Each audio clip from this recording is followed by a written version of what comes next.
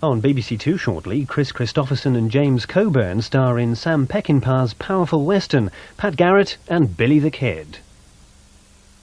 BBC One Saturday, a new night for That's Life. We'll be bringing you the swindles, the jokes, the real-life dramas, and those special super sports the British can excel at. Share the suspense of the racing sheep. And watch the climactic surfboarding across the sky. It's raw. It's raunchy. It's That's Life on Saturday night. And it starts next Saturday. 9:10, BBC One.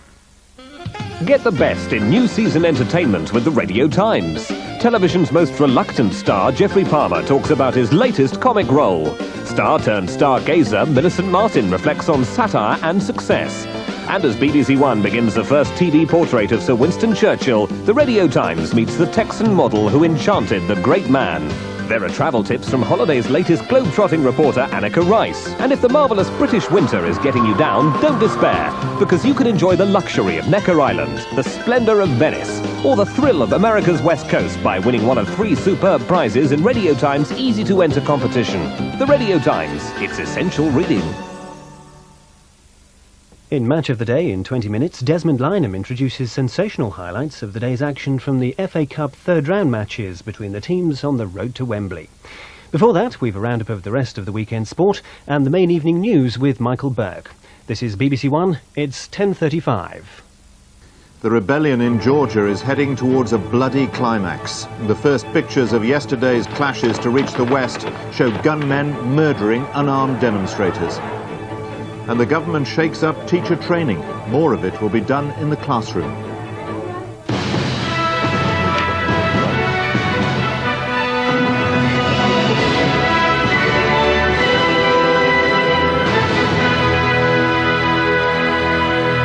Good evening. Both sides in the struggle for power in the former Soviet Republic of Georgia are now threatening all-out war. President Gamsakhuria, who's trapped in a bunker under the parliament, has ordered a general mobilization of his supporters across the country.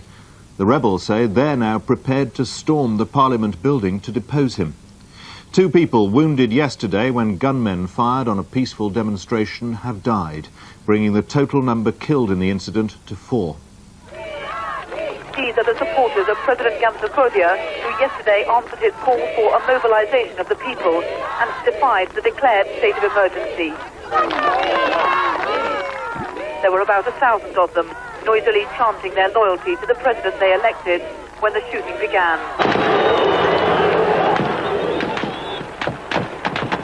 At first, the masked gunmen, about 10 in all, fired into the air.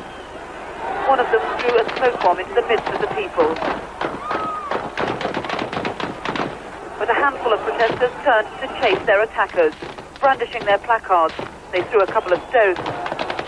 The gunmen turned and fired their machine guns directly into the crowd.